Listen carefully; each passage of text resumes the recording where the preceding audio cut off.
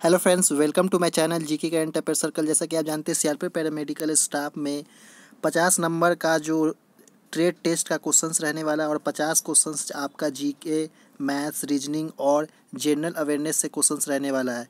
तो मैं इस प्रैक्टिस सेट 9 नंबर करवाने वाला हूँ। लास्ट 8 प्रैक्टिस सेट करवा चुका हूँ, जो कि काफ़ी इंपॉर्टेंट था। अगर नहीं देखे तो मेरे चैनल के प्लेलिस्ट में जाके आप देख सकते हैं। तो ये प्रैक्टिस सेट पूरा full mock test 9th number होने वाला है। इसमें टोटल 50 क्वेश्चंस को डिस्कस करूंगा, जिसमें आपका 10 क्वेश्चंस रीजनिंग से रहेगा, 10 क्वेश्चंस जनरल अवेयरनेस से रहेगा और न्यूमेरिकल एप्टीट्यूड यानी मैथ्स का क्वेश्चन टोटल 15 क्वेश्चंस और आपका हिंदी का क्वेश्चंस 15 क्वेश्चंस रहेगा। इसमें हिंदी इंक्लूड किया हुआ, हिंदी ग्रामर के इंपॉर्टेंट क्वेश्चंस को मैं प्रत्येक मॉक टेस्ट में डालता हूँ।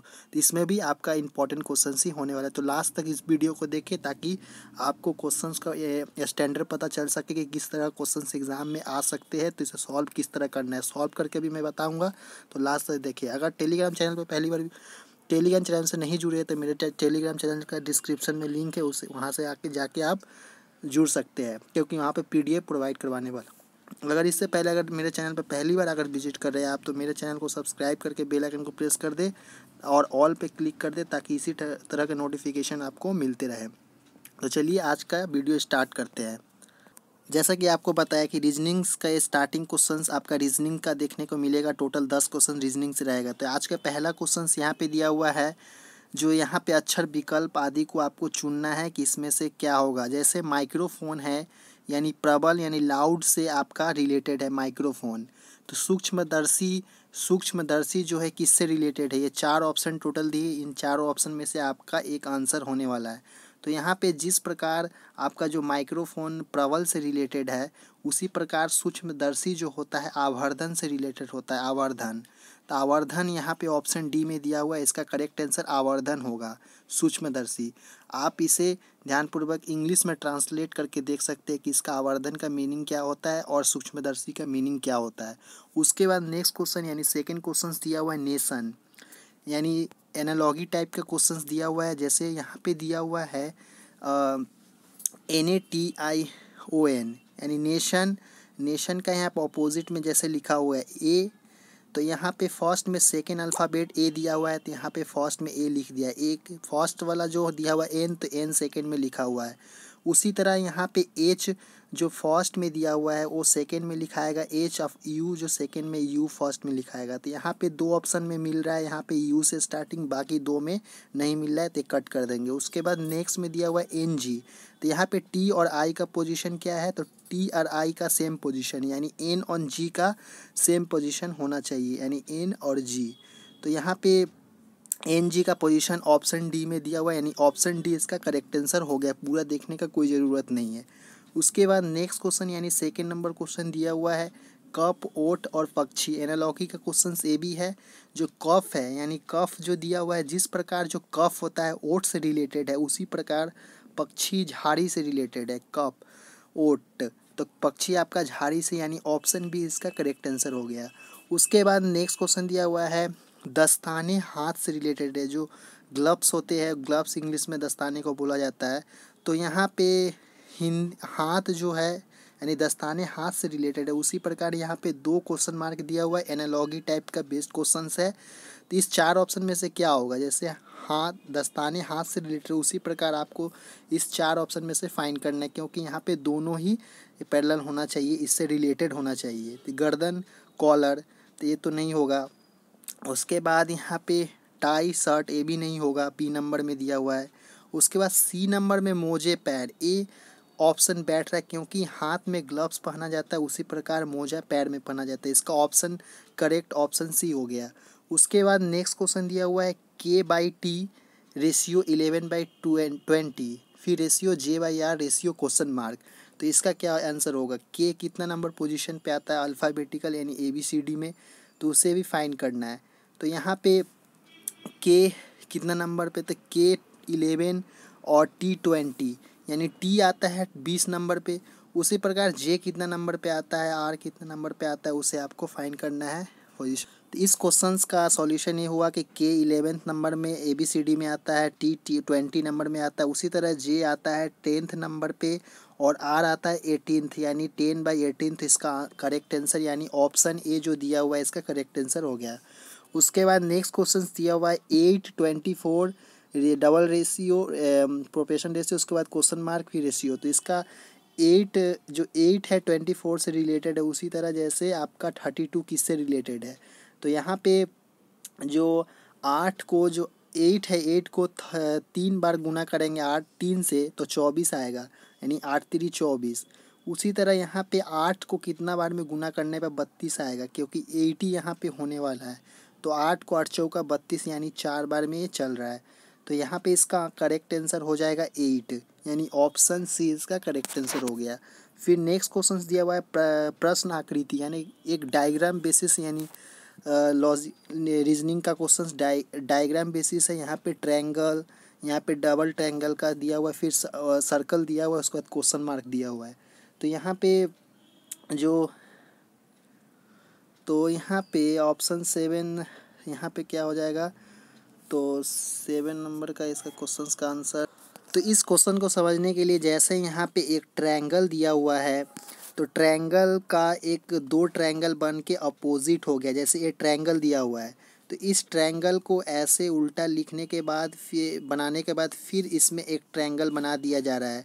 उसी तरह सर्कल दिया हुआ है, तो सर्कल में यहाँ पे आपका एक सर्कल बनेगा, फिर सर्कल को आधा कट करके एक सर्कल बनेगा, यानी ऑप्शन बी में एक सिर्फ दिया हुआ है जो करेक्ट आंसर हो गया। उसके बाद नेक्स्ट क्वेश्चन दिया हुआ है नींबू, नारंगी, सेब और छोटा चकोतरा। इस 4 ऑप्शन में से आपका ऑड वन आउट, यानी विषम शब्द को फाइंड करना है। तो 9th नंबर में यहाँ पे नींबू, नारंगी और छोटा चकोतरा, ये तीनों यहाँ पे जो दिया हुआ है सिट्रस फूड है, यानी खट्टे फल है। बाकी जो सेब है यहाँ पे एक मीठा फल है, यानी नींबू जो खट्टे फल होते हैं सिट्रस फूड। तो यहाँ पे ऑप्शन सी इसका करेक्ट आंसर हो जाएगा। उसके बाद नेक्स्ट क्वेश्चन दिया हुआ है, नेक्स्ट क्वेश्चन कागज सफ़ेद से रिलेटेड है, उसी तरह आसमान नीला से रिलेटेड है, नीला रंग से। कैसेट गाना से रिलेटेड है, पक्षी हरी से रिलेटेड है। तो यहाँ पे आपको इस 4 ऑप्शन का ऑड वन आउट फाइंड करना है कि इसमें कौन सा रिलेटेड गलत शब्द दिया हुआ है, तो इसे फाइंड करना है। तो फर्स्ट में यहाँ पे देखा जाए तो विकल्प सी, यानी विकल्प सी जो दिया हुआ है, तो विकल्प सी को छोड़कर यहाँ पे बाकी तीनों ऑप्शन रंग से रिलेटेड है, यानी सफ़ेद रंग, नीला रंग और हरी रंग। और गाना यहाँ पे एक अलग वर्ड आ गया, इसलिए इसका ऑप्शन सी करेक्ट आंसर हो गया।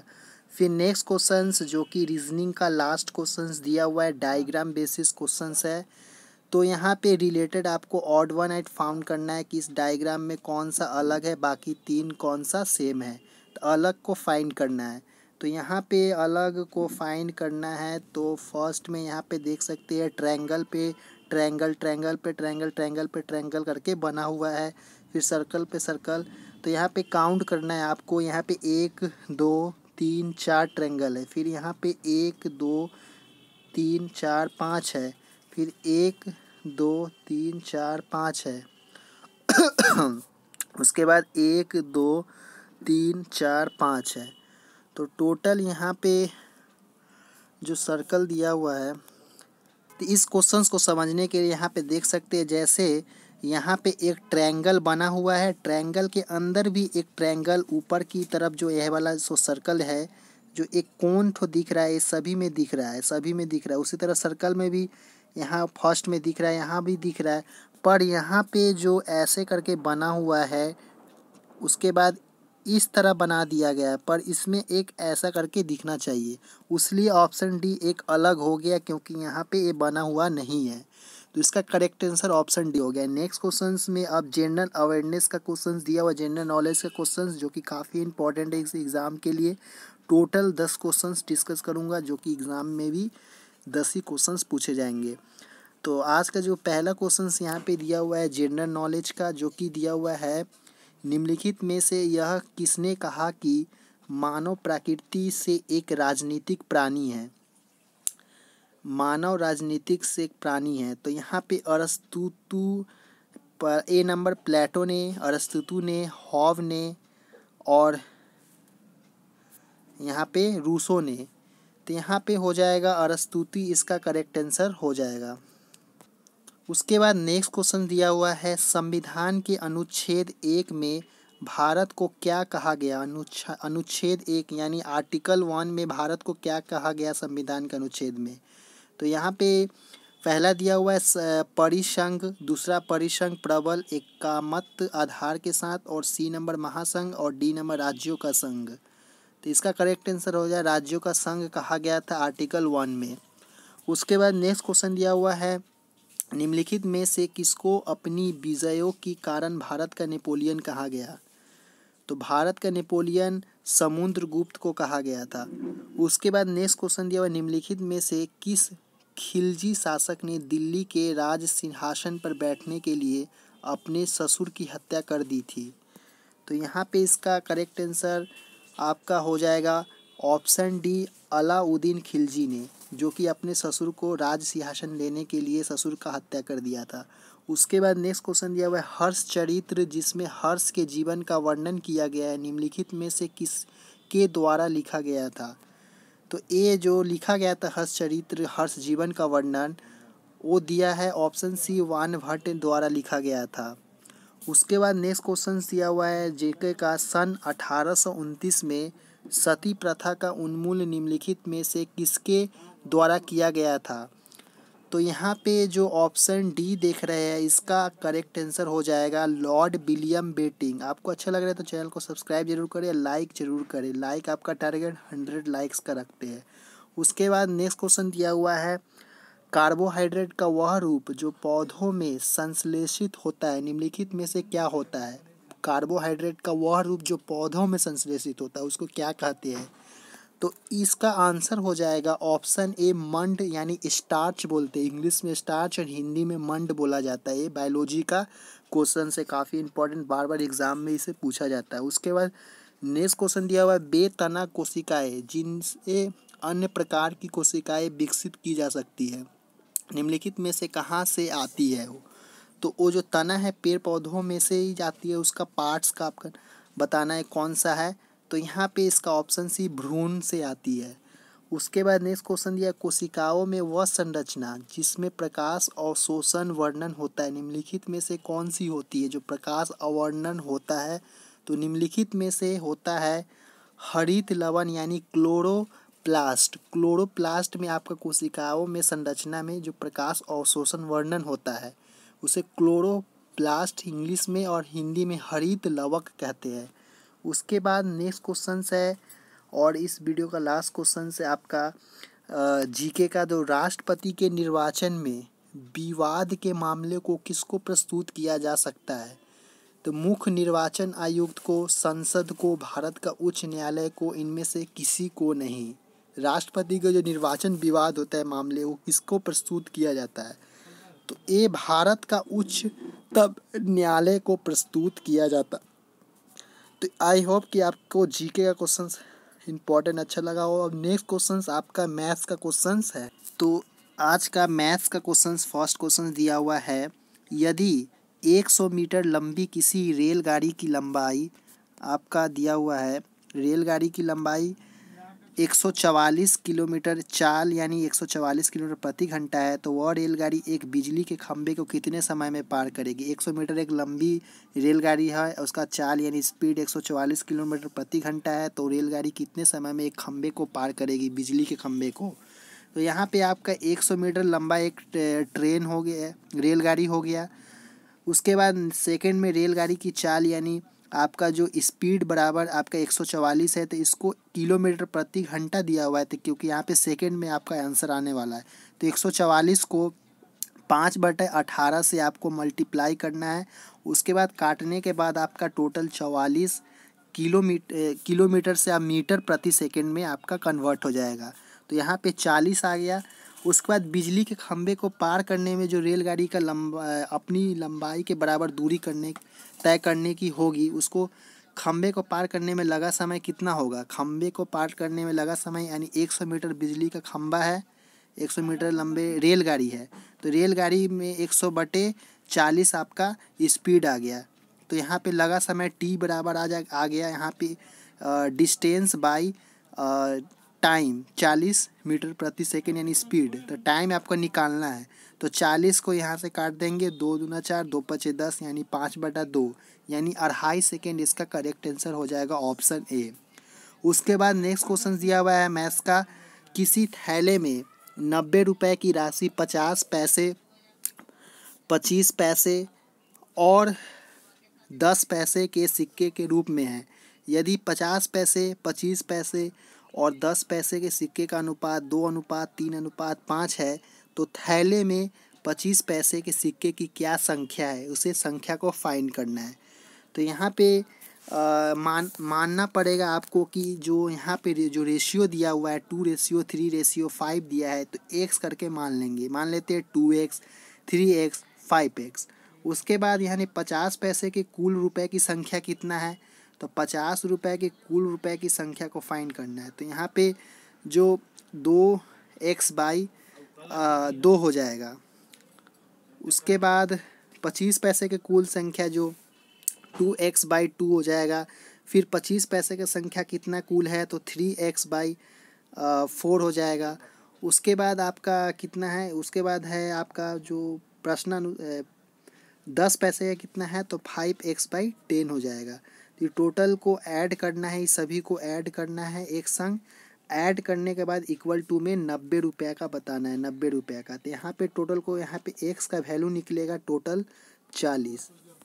40 निकला। उसके बाद 25 पैसे के कुल सिक्कों की संख्या निकालना है, तो 40 इसका वैल्यू आया। तो 25 पैसे का टोटल कितना है, तो यहाँ पे 3 दिया गया था, 3 रेशियो में। तो x का वैल्यू पे 40 रखना है और इंटू में 3 करना है, यानी 120 इसका संख्या आ जाएगा, यानी करेक्ट आंसर इसका ऑप्शन बी हो गया। उसके बाद नेक्स्ट क्वेश्चन दिया हुआ है, दो संख्याओं का अंतर 1660 है। यदि एक संख्या का 6.1/2% दूसरी संख्या के 8.1/2% के बराबर है, तो छोटी संख्या को फाइंड कीजिए। तो छोटी संख्या को फाइंड करना है, तो यहाँ पे जैसे दिया हुआ है दो संख्या का अंतर, तो वो दो संख्या कौन सा है, तो लेट करना होगा। तो x मानते हैं और y मानते हैं, तो x - y बराबर 1660। तो इक्वेशन 1 हो गया। उसके बाद नेक्स्ट में दिया हुआ कितना, उसका परसेंटेज फाइंड करना है। तो 6 दूना 12, 13/2 हो जाएगा। तो यहाँ पे ओवरऑल यहाँ पे हो जाता है x × 13/2, क्योंकि 13/2 था तो 2 नीचे आ गया और ये परसेंटेज में था इसलिए 100 इक्वल टू में y × सेम 8 दूना 16, 1 17 ये पूर्णांक वाला। तो यहाँ पे इंटू में 17 और बटे में 2 × 100।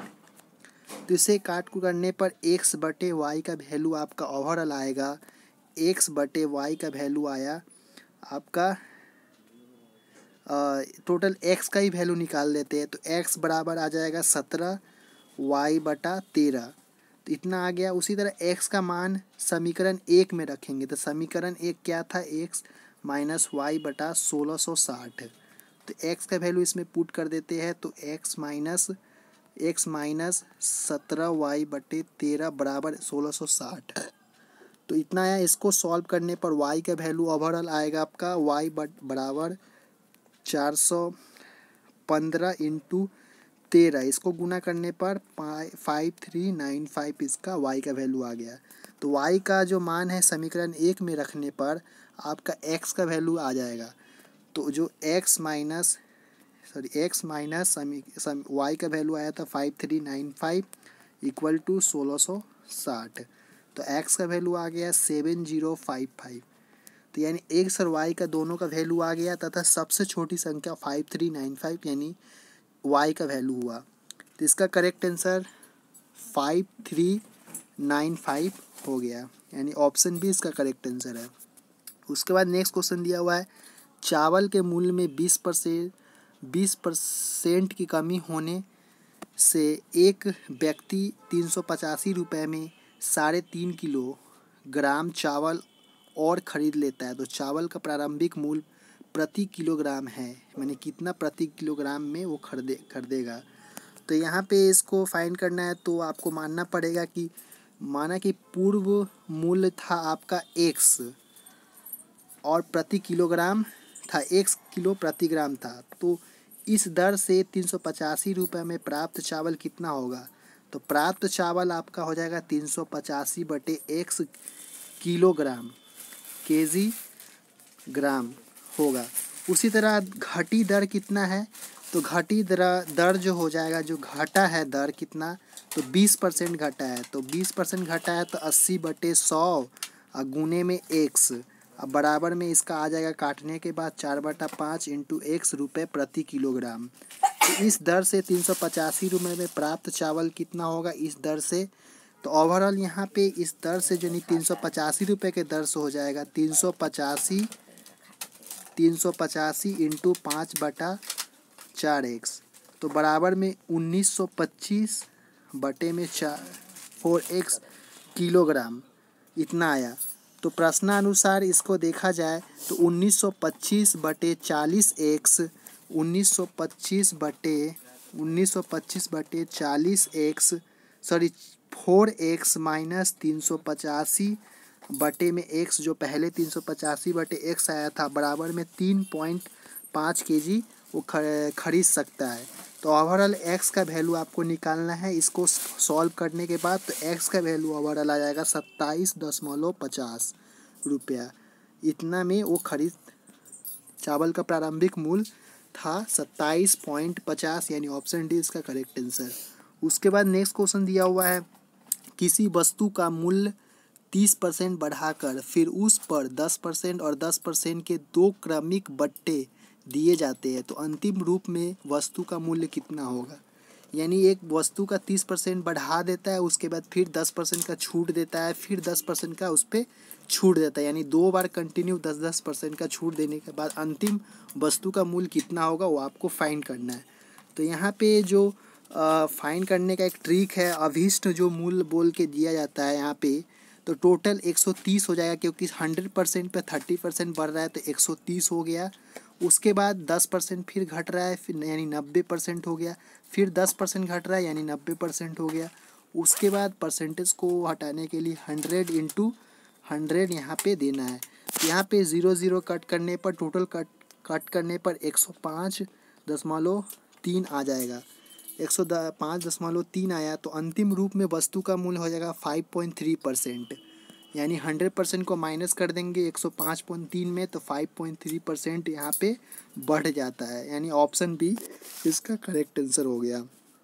उसके बाद नेक्स्ट क्वेश्चन दिया हुआ है, कुछ व्यक्ति किसी कार्य को 55 दिन में पूरा कर सकते हैं, यदि 6 व्यक्ति और हो तो इस कार्य को करने में 11 दिन कम लगेंगे, तो प्रारंभ में कितने व्यक्ति थे। यानी कुछ व्यक्ति किसी कार्य को 55 दिन में पूरा करते हैं, यदि 6 व्यक्ति और हो उसमें, यानी 6 होने पर टोटल 61 हो जाएगा, तो इस कार्य को 11 दिन में कम लगेंगे, यानी 11 दिन उससे पहले जो 55 दिन लगते थे उसमें 11 दिन कम लगेंगे, तो उसको फाइंड करना है टोटल।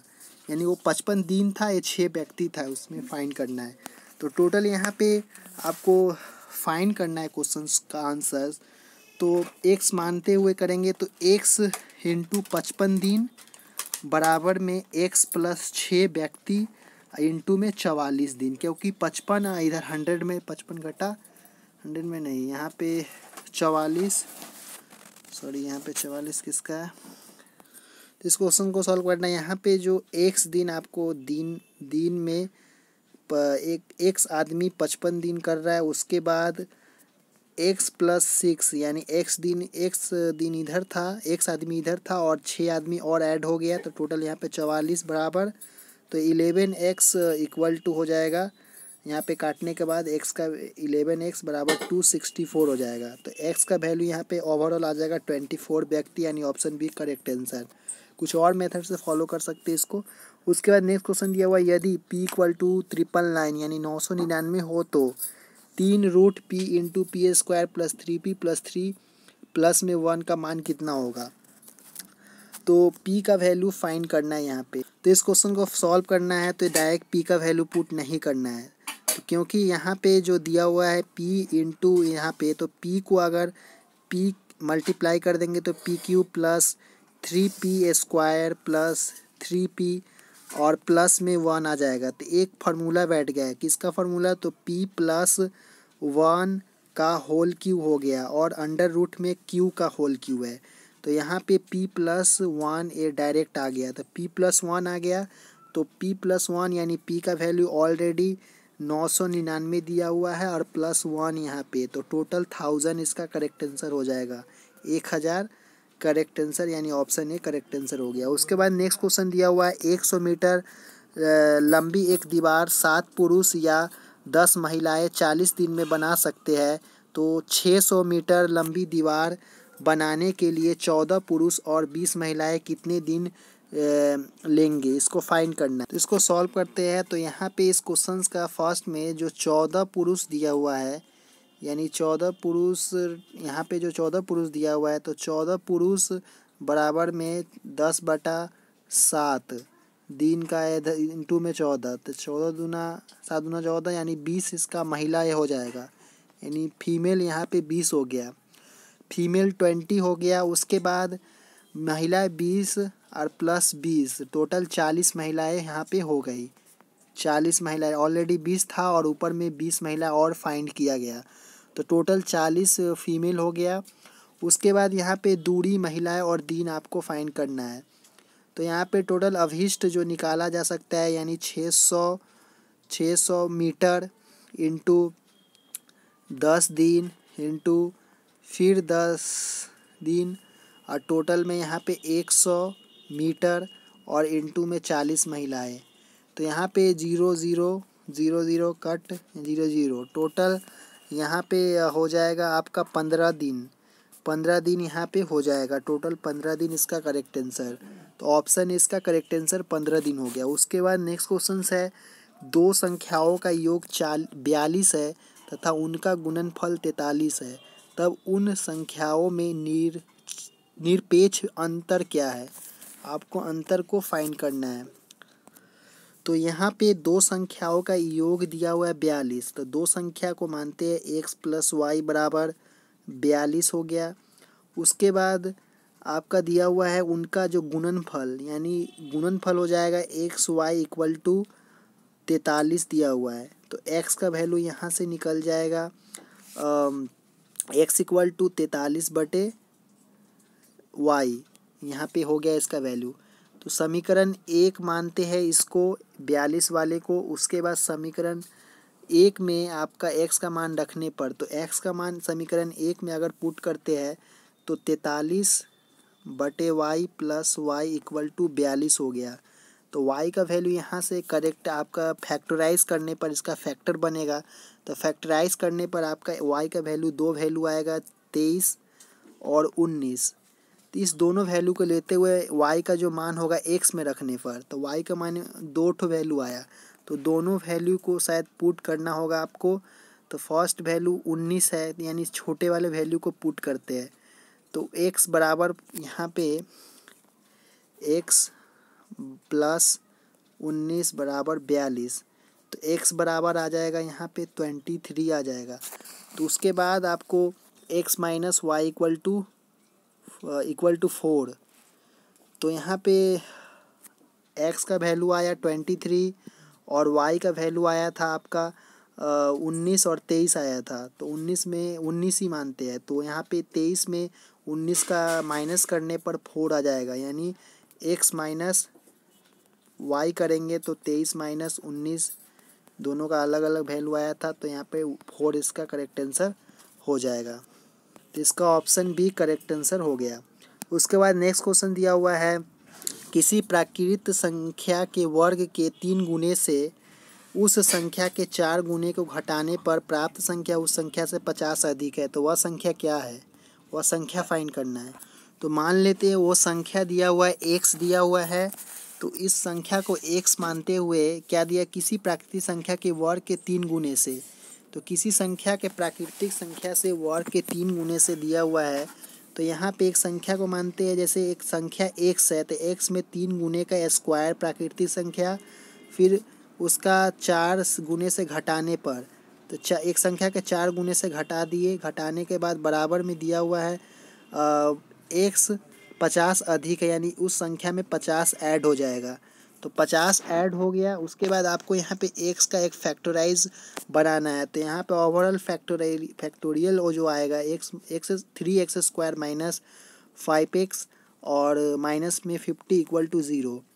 तो इसको x का वैल्यू फाइंड करना है। तो यहाँ पे ओवरऑल यहाँ पे x इक्वल टू 5 जो है इसका वैल्यू आ जाएगा फैक्टराइज करने पर। तो ऑप्शन बी इसका करेक्ट आंसर हो गया। उसके बाद नेक्स्ट क्वेश्चन है व्यंजक का। यहाँ पे एक व्यंजक दिया हुआ है इस क्वेश्चन में, जैसे √6 प्लस फिर √6 प्लस फिर √6 प्लस में इन्फिनिटी तक गया हुआ है। तो इसको फाइंड करना है। तो यहाँ पे व्यंजक की जगह पे जैसे अगर x इक्वल टू अगर अंडर रूट में 6 प्लस x मान के चलते हैं, तो यहाँ पे दोनों वर्ग करने पर दोनों साइड को अगर स्क्वायरिंग कर दे, इसको स्क्वायरिंग और इसको स्क्वायरिंग कर दे बोथ साइड, तो x का वैल्यू यहाँ पे x² इक्वल टू में 6 प्लस x आ जाएगा। तो इसी को लेते हुए अगर फैक्टराइज करना पड़ेगा, तो फैक्टराइज करने पर x का वैल्यू 3 आएगा, एक x माइनस 3 आएगा और एक इंटू में x प्लस 2 आएगा। तो x इक्वल टू 3 को लेंगे, माइनस वाले वैल्यू को नहीं लेंगे। तो इसका माइनस वाले वैल्यू का अगर यहाँ पर ऑप्शन में दिया रहता -2, तो -2 करेक्ट आंसर होता। यहाँ पे पॉजिटिव वैल्यू दिया हुआ है ऑप्शन बी, यानी 3 दिया हुआ है। तो करेक्ट आंसर ऑप्शन बी हो गया। उसके बाद नेक्स्ट क्वेश्चन दिया हुआ है एक सम संख्या तथा इसके वर्गों का योग 210 है। तो सम संख्या का क्या होगा? तो सम संख्या क्या होगा वो फाइंड करना है।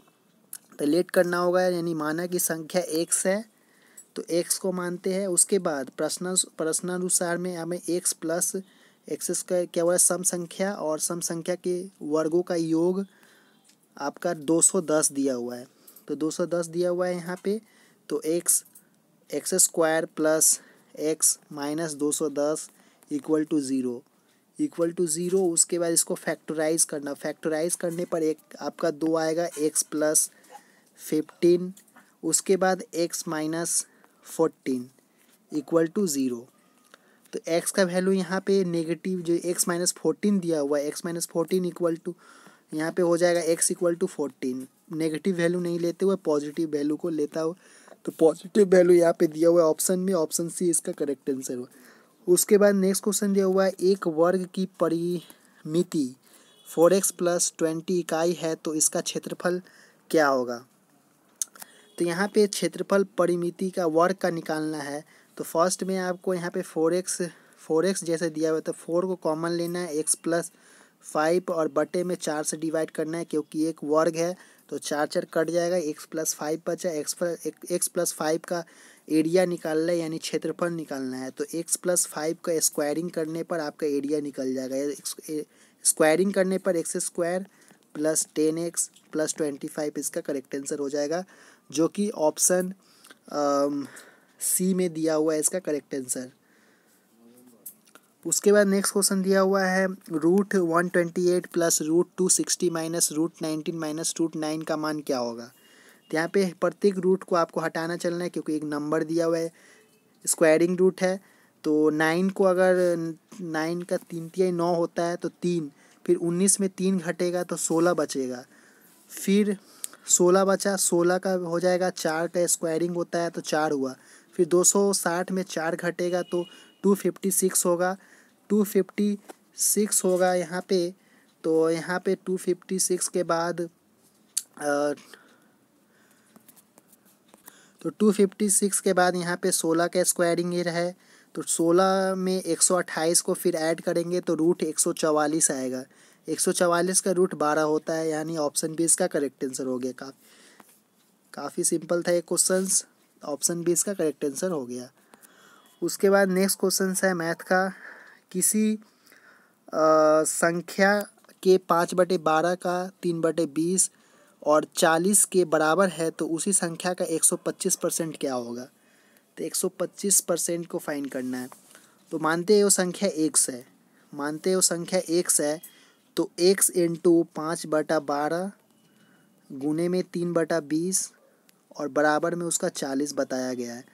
तो यहाँ पे x का वैल्यू डायरेक्ट फाइंड करना है आपको। फाइंड करने पर आपका टोटल 640 आएगा, 640 यानी 640 इसका आ गया। उसके बाद जो अभीष्ट संख्या आपको फाइंड करना है, तो अभीष्ट संख्या में 640 का 125% में बताया गया है, तो 125% को हटाने के लिए 100 से डिवाइड करना है। उसके बाद इसको कट करने पर आपका टोटल ओवरऑल आएगा 800, यानी 800 ऑप्शन डी में करेक्ट आंसर दिया हुआ है। तो इतना ही था मैथ का क्वेश्चन। आई होप को आपको मैथ का क्वेश्चन अच्छा लगा तो चैनल को सब्सक्राइब जरूर करें। उसके बाद नेक्स्ट क्वेश्चन यहाँ पे दिया हुआ है हिंदी ग्रामर का क्वेश्चन। टोटल 15 क्वेश्चन है, जो कि एग्जाम में भी 15 क्वेश्चन को पूछे जाएंगे। इनमें से पहला क्वेश्चन यहाँ पे दिया हुआ है हिंदी ग्रामर का कि इनमें से कौन सी युग्म गलत है, यानी टोटल 4 ऑप्शन दिया हुआ है, इनमें से आपको युग्म को गलत बताना है कि कौन सा इसमें गलत है, बाकी 3 कौन सा सही है। तो यहाँ पे गलत जो दिया हुआ है निशान चिन्ह जो सेकंड नंबर ऑप्शन दिया हुआ है निशान चिन्ह में, इसका करेक्ट आंसर निशान चिन्ह हो गया। उसके बाद नेक्स्ट क्वेश्चन दिया हुआ है महात्मा में कौन सा समास है। आपको समास को भी फाइंड करना है, क्योंकि समास से भी क्वेश्चंस पूछे जा सकते हैं। तो समास इसमें से कौन सा है, महात्मा में समास को फाइंड करना है। तो यहाँ पे जो कर्मधारय समास दिया हुआ है लास्ट ऑप्शन 4th नंबर, जो कर्मधारय समास महात्मा में है, महात्मा में कौन सा समास है, कर्मधारय समास। उसके बाद नेक्स्ट क्वेश्चन है ज्येष्ठ का विलोम शब्द है ज्येष्ठ का जो विलोम शब्द होता है कनिष्ठ इसका करेक्ट आंसर हो गया। उसके बाद नेक्स्ट क्वेश्चन है पर्यावरण का सही संधि विच्छेद करना है। तो संधि विच्छेद is important for CRPF paramedical staff. तो संधि विच्छेद आपको करना है पर्यावरण का, किसी चीज़ का भी संधि विच्छेद करना है तो उसको रूल्स पता होना चाहिए। तो इसका करेक्ट आंसर ही डायरेक्ट बता दो, परि प्लस आवरण इसका करेक्ट आंसर हो जाएगा।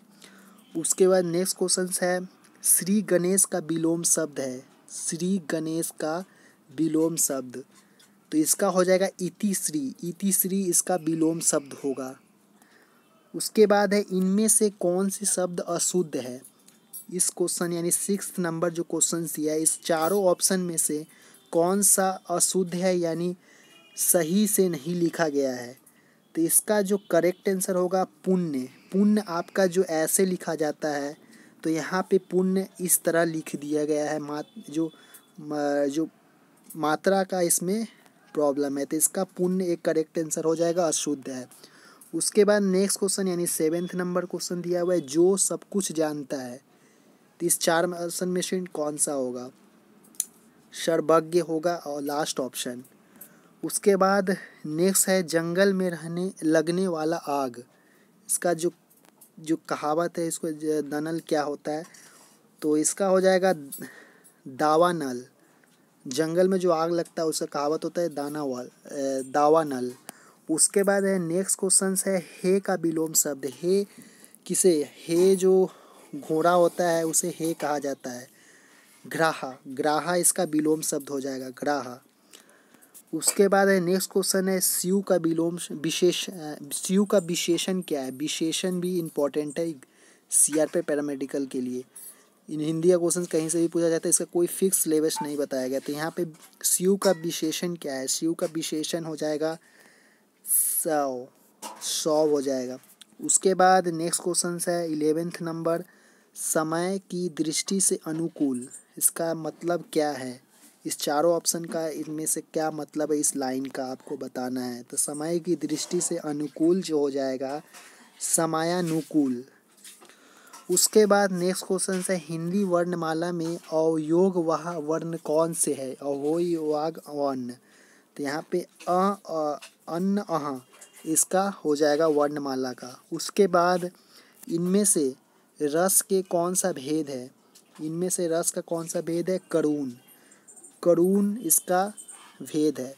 उसके बाद नेक्स्ट क्वेश्चन है भाषा शब्द संस्कृत के किस धातु से बना है। जो भाषा शब्द है संस्कृत के किस धातु से बना है, तो इसका हो जाएगा भाष से इसका एक धातु माना गया है। जो भाषा शब्द संस्कृत के एक धातु से बना है। उसके बाद लास्ट क्वेश्चन है इस वीडियो का, जो कि टोटल 15 क्वेश्चन हिंदी का था।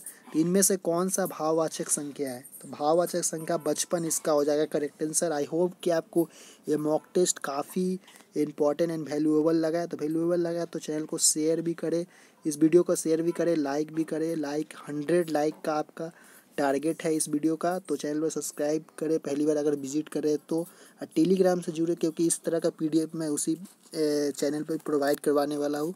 तो thank for watching. Next video में इसी तरह का मिलते हैं।